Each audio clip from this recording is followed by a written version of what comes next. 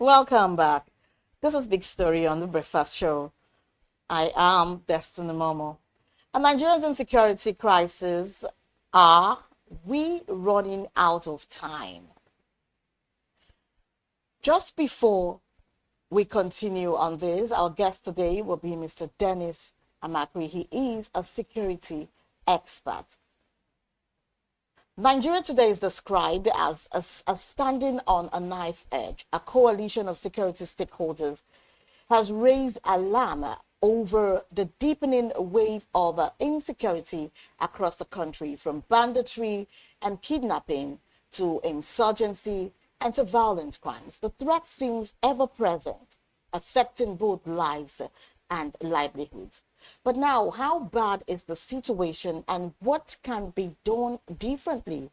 Why has insecurity remained stubborn despite huge spending on defense and multiple strategies rolled out over the years? And most importantly, what practical steps can be taken to restore peace and protect Nigerians from sliding into further fears? Joining us today to unpack these questions is Mr. Dennis Amachree. He's a national security analyst. Good morning, sir. Good morning. So good to have you join us on the big story here on the Breakfast Show.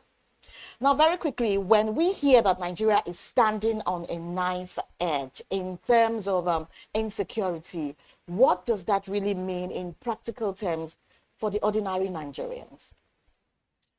Okay, thank you very much for having me. When you say that Nigeria is sitting on a knife edge, you look at that particular situation, you find out that somebody who is standing on a knife edge, that means you're going to be caught, and that shows that you're in a precarious situation. And if they say that Nigeria is standing on a knife edge, then that will mean that we have a very serious high-risk security situation with us right now. So I think that's basically what that will mean. And now, as a security expert, in your assessment, what are the most pressing security threats right now? Insurgency, banditry, kidnapping, or even communal clashes all over the places. What do you think, will be, the most that you want to talk about right now? You've said it all.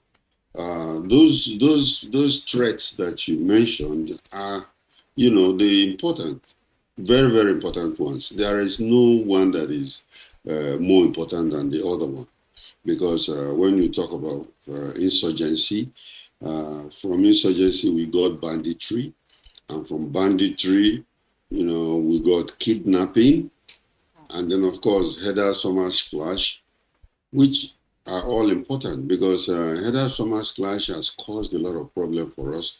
In fact, it's affecting our food security, where people cannot go to their farms, and then of course an IDP humanitarian problem that it has caused for us. Then when we go to the other side of kidnapping and banditry, I think that is the one that affects people generally. So right now, generally in Nigeria, I think many people are worried about banditry and kidnapping. Okay, so Nigeria has actually invested heavily in defense over the years, yet insecurity still persists. Where is the disconnect actually? Is it strategy or leadership or even implementation? What do you make of Uh, this? well, it's um, it's a mixture of a lot of them. It's a mixture of strategy, it's a mixture of leadership, and then of course implementation. The strategy gap, is a big problem whereby you have um, over-militarization, over-militarization of the problem that we have. We've put the military into play for a very long time because things like um, headers farmers clash, or even the banditry itself, these are police issues. These are police issues that could be taken care of, and If we try to militarize it, then the strategy is like overflogged, and if it's overflogged, we have that serious problem.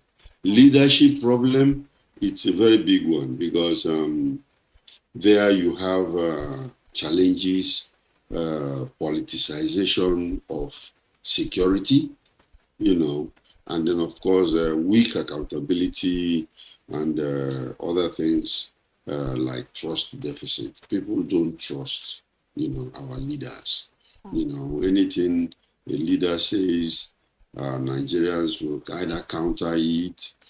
Even when our militaries are fighting, we are people are ready, or even the media, they are ready to report more about what the bandits or terrorists have done than what government is doing. So there is this trust deficit, where they are not talking to each other. So these are the problems, and then of course implementation.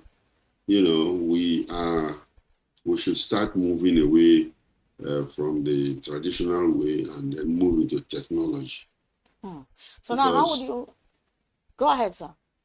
Yeah, we should move into technology, the use of modern technology for surveillance, for intelligence gathering, and then I think that will give us a very good headway. Wow. Well said, sir. So now, how would you assess the performance of the current security architecture, even the military, the police, and also other intelligence agencies? The problem they had and why we are still in this problem is because in past governments, the security agencies have been working on their own. They are working in silos. They are not communicating with each other. All of them were trying to impress either the president or, so that is already, causing them problems.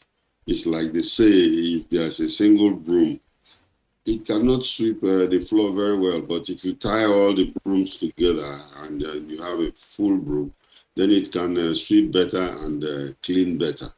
So this is where we find ourselves. But right now, the security agencies, I think with the leadership of the National Security Advisor, the CDS, the Director General of the DSS, all working together, I think, and because of that, I think we're getting some results right now. Because before they were waiting, they are reacting to the problem. But now I think they are proactively going for it and not allowing the bandits a resting place. So now, is there too much reliance on force without addressing maybe the root causes of insecurity? Yes, we have, like I said earlier, it's part of the strategy which is not working. We are militarizing, and we cannot give what police is supposed to do. We call the military to come and do it. It doesn't make sense. I know that there are, some years back, there has been a deliberate, attempt to weaken the police.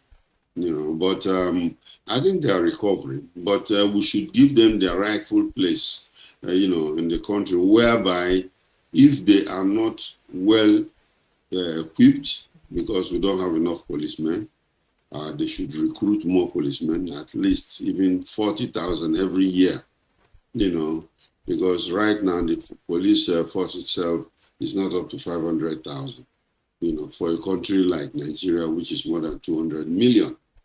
So that is what we need to do. And then, of course, train them properly and they can do the job.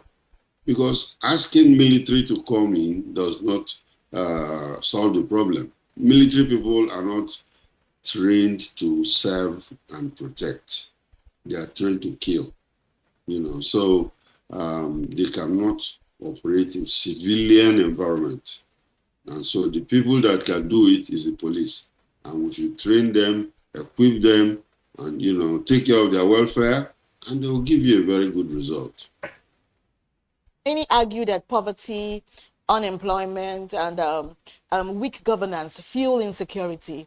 We all agree that there might be an atom of truth in this, right? Yes, of course.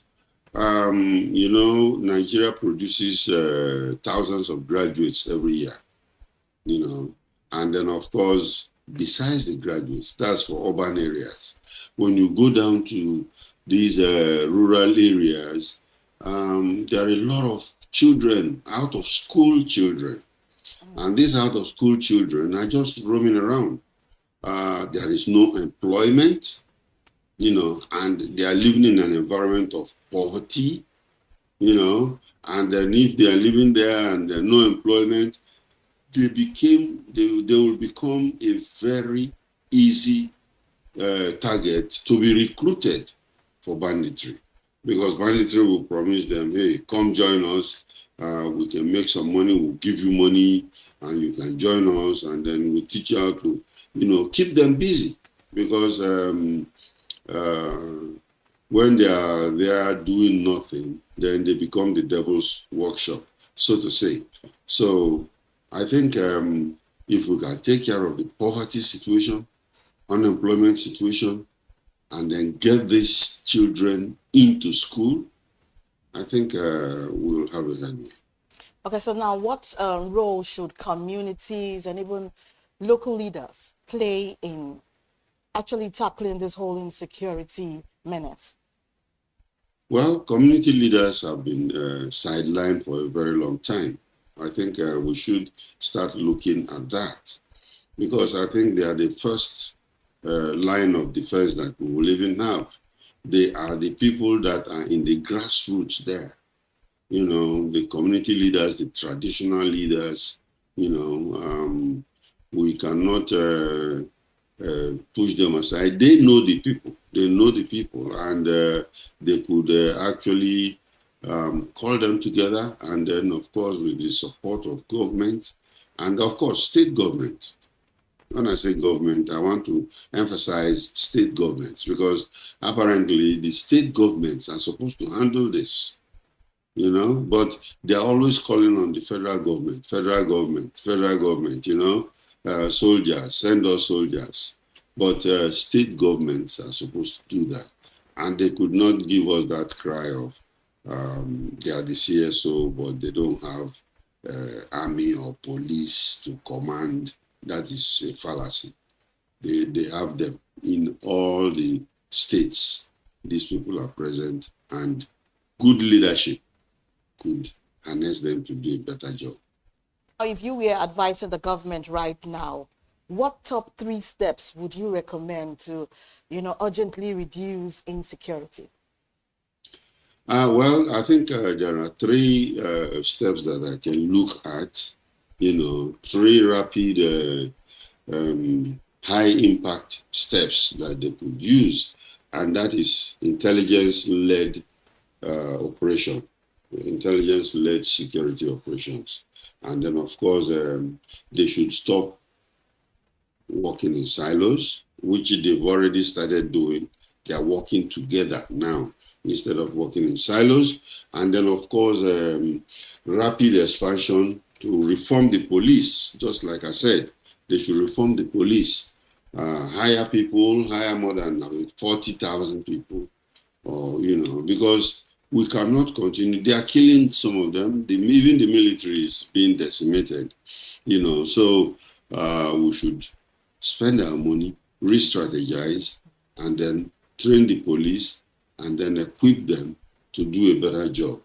And then, of course, we should stop paying ransom.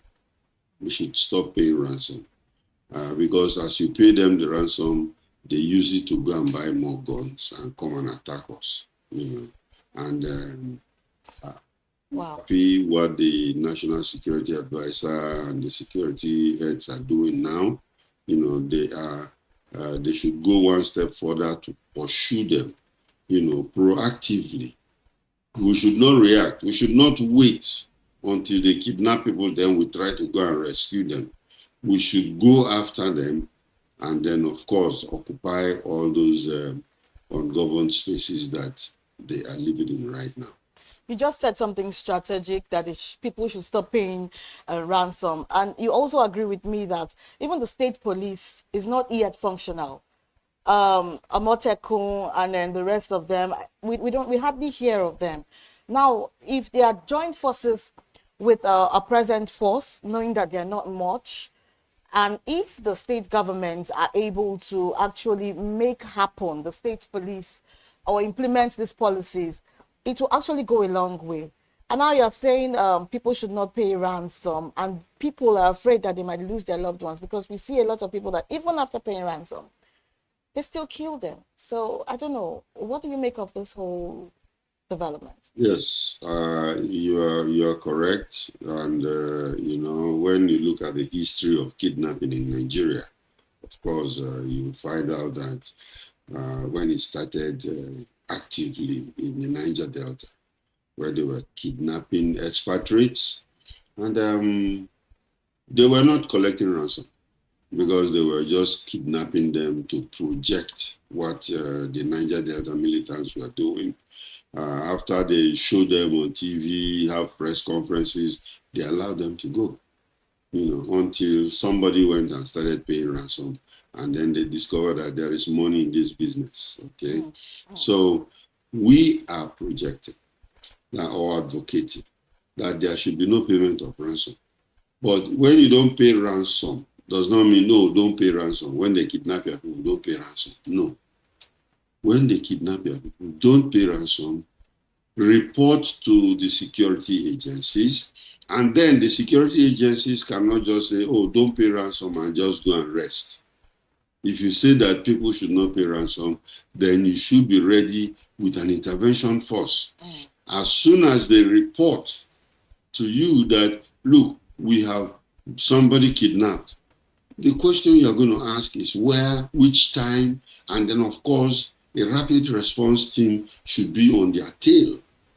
Because, you see, when you have zero tolerance for kidnapping, when you have zero tolerance for ransom payment, you should also have zero tolerance for kidnapping. You make them run. You make them not comfortable, and I think that is the best approach to it. But with the way, okay, go ahead, sir. Yeah, state police. Yeah. I think we should go ahead and, you have these temporary arrangements with Amotekun and other vigilante groups that are operating around the place. But if you have state police, that is formal. They will train them. They are policemen. They are regular policemen. But they are going to occupy the states. We have 774 local governments. All of them will have their police units that are there with them, not just 4 or 5. If you go to some local governments now, there are no policemen. If you go there, if you see policemen, maybe there are only about 5 of them. That is not what we're talking about. That's why I said we should recruit heavily, create state police, post them all over the place, and then they will, even serve as a deterrence, to all these bandits and terrorists. So now, do you believe that Nigeria can realistically overcome this insecurity challenge in the short to medium term, or are we in for a very long struggle? We've already passed the long struggle, and of course we're going to get out of it. Remember that Nigeria went through a civil war for 30 months, for 30 months. So almost 3 years or so. So if we can get out of that, of course we can get out of this one too. We want our people to stand strong. Nigeria should stand strong, and at the same time support the security agencies. Don't make it a security agency's affair. It's everybody's affair. because it's like a war now. And if it is a war, everybody got to get involved. So, yes, we are going to get out of it, and it will be part of our history. But how we handle it right now will depend on how it is shaped in future. Wow. So, I'm beginning to think that this whole struggle of kidnapping, we do not know. Rumors have it that the way they get their guns, they're partnering, with some of our force members and all of that one. How can you disagree with this and actually make us believe it is not true? It is true. You are not going to say that, it is not true, because we have caught some people.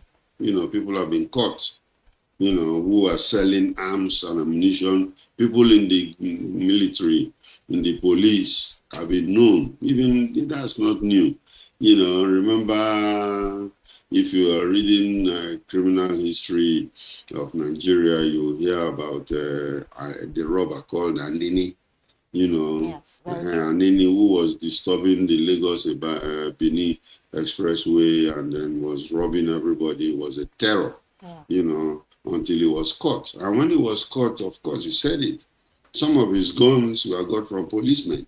Whoa. He paid them, and then they give it to him for a price.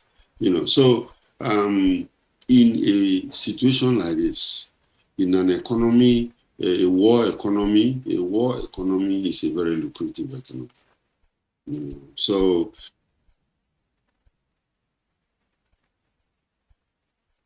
can you hear me, sir?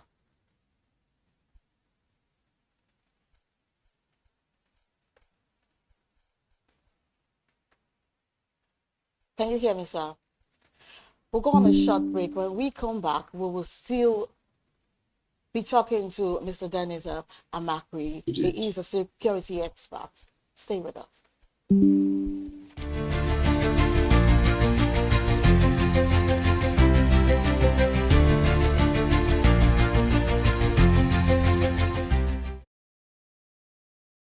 it's okay. You're welcome back. You're welcome back to The Big Story here on The Breakfast Show in BusinessDay TV.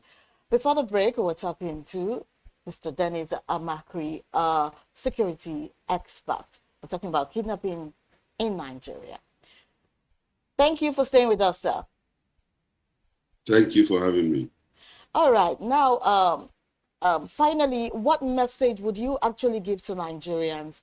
What message would you give to Nigerians who feel unsafe and hopeless about the security situation as of today? Well, Nigerians have to be, they have to stand strong. They have to stand strong. They have to know that it's temporary. Although it has taken a long time, a lot of people are in IDP camps, and those are the people that we are very worried about because they are displaced. And I think the government is doing something. From what I observe, I think they are doing something. And there are some results that are coming right now. The bandit leaders, Mahmuda leaders have been arrested. And then, of course, we are also having other people being forced to surrender. So if the unity of purpose with which they are working goes very well, then I think we should be able to overcome it. But we should not relent, because like I said earlier, Nigeria went through a civil war. And then, of course, we went out of it. So even this one will pass, and we'll come back to normal. Oh, well, thank you so much, Mr. Dennis Amachree, for joining us this morning on our morning show, Big Story. Thank you for your time. We appreciate all your contributions and all your efforts. Thank you for having me. Oh, yes, we've been talking to Mr. Dennis Amachree. He is a national security analyst. And this is where the draw the curtain today on The Big Story on The Breakfast Show. Up next is social listening. I am Destiny Momoh. Good morning.